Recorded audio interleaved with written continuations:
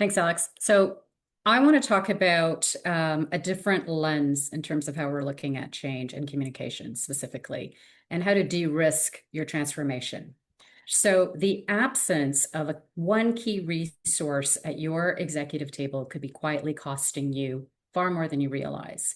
You're planning a major change, a restructuring, system overhaul, new way of working, something that's going to consume time, money, energy, resources. You call your meeting, your executive meeting, finance is there, ops, legal, HR, tech, every critical function is represented, but one may not be at the table. And I'm talking about communications. So we advance to the next slide. Thank you for your support with that. Thank you.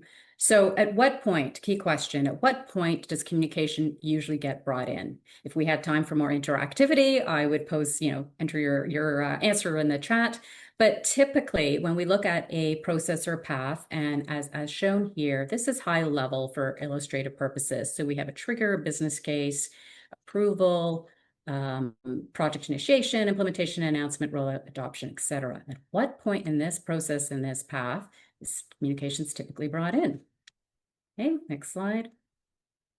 So typically in most organizations, it's somewhere here around project initiation or implementation planning. And that might actually feel early. And yes, some communications professionals have really fought for this early engagement. By project standards, early engagement. The change is effectively decided and then handed over to the project, over to communications. My thesis today, my argument, that's the gap. And that gap is where risk enters. Here's how to recognize that risk in terms of, let's call them warning signs.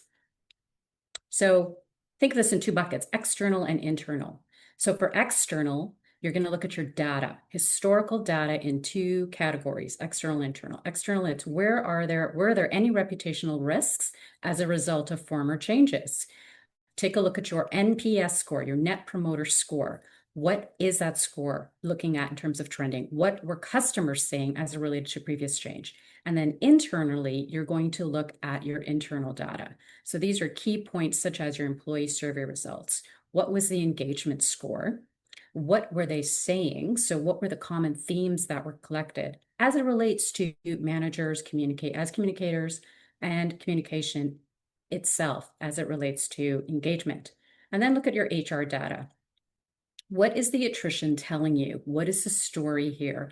What reasons are people citing for leaving? Interesting research point. Research tells us poor internal communication is one of the top 5 reasons. Number 1 is pay, there's managers, etc., but it's one of the top 5 reasons. And then you're going to look at your transformational PIR, your post-implementation review, your reports. Were the objectives met? Were there benefits realization? Was communication effective? Now, if any of these data points are taking you aback a little bit, if you're not measuring these things, there's an opportunity as well. So then there's the behavioral signs, right? Executives describe the change differently. Feedback from leaders and key stakeholders that they should have been told earlier, brought in earlier. Managers go quiet. The same questions resurface even after they were addressed. So these are typically your signs of resistance. Next slide, please. But resistance is not the real risk. Think of this in 3 layers: the presenting problem, the underlying issue, and the root cause. So the presenting problem at the surface that we all want to focus on, of course, is what people are resisting the change. The core issue, the issue behind that, the change is not being adopted as intended. There are gaps, there's rework, and there's stalled rollouts. But really, what is at the root of this issue and presenting problem? Communication was not part of the decision. So communications leader is typically engaged to craft the message, to put the announcement together, the communication strategy, the plan, etc., but not to pressure test the decision. And I'm going to emphasize those words, not to pressure test the decision. Very different things. Writing a message, pressure testing. So when the leader isn't part of the business decision, should we go forward with this change, early, no one is asking about strategic communications risks. Next slide, please. And the data reflects how consistently this gap shows up. This is a recent stat. 61% of organizations have no formal change communications approach. And while 73% of communications leaders want to operate as strategic advisors, only 18% say they actually do. 32% of leaders say their last change achieved healthy adoption. 32 is strikingly low. You may be familiar with the opposite of that, which is 70%. Now, only 10% of the project budget, not even 10% of the project budget, goes to the people side of change, when that benchmark should actually be between 15 to 25, according to Prochet. Next slide, please. So we're presented with two risks, really, right? Late involvement and low investment. Late involvement, low investment together are drivers of change failure. Now, the three figures you see here, so again, for illustrative purposes only, these three figures are the financial expression of how these risks hit your business. Now, these are mid-market, a mid-market example illustrated here. So late involvement shows up as productivity drag. Underfunding rather shows up as turnover, resistance, and project overturn.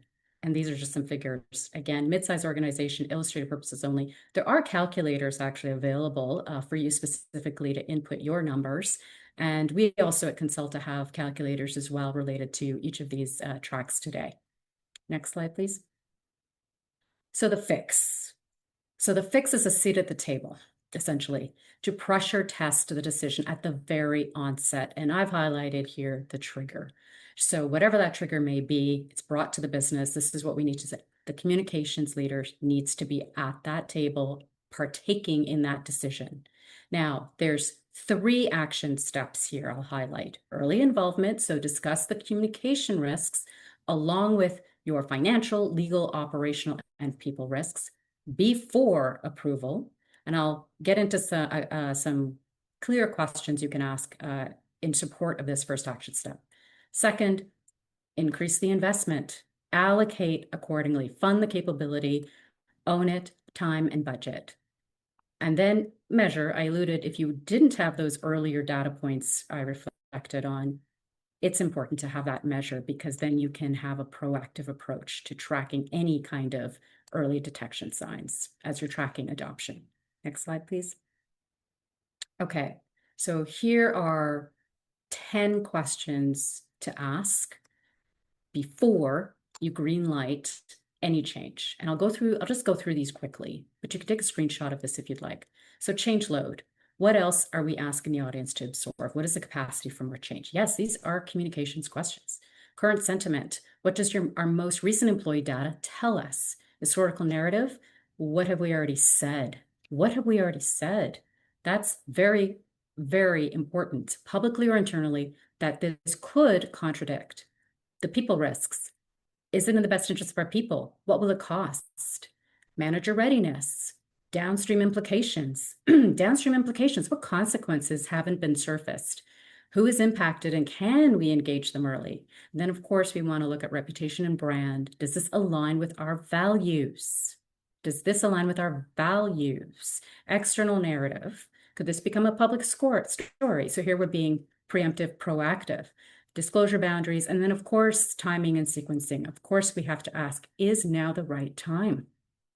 Given all of this, is now the right time? What conditions should we delay, phase, or redesign? So those are some key questions for you to take away. Now, if a communications role doesn't exist in your organization, the questions still have to. Someone must own communication risk in that room, internally or an outside advisor, to pressure test the decision before it moves forward. Next slide, please.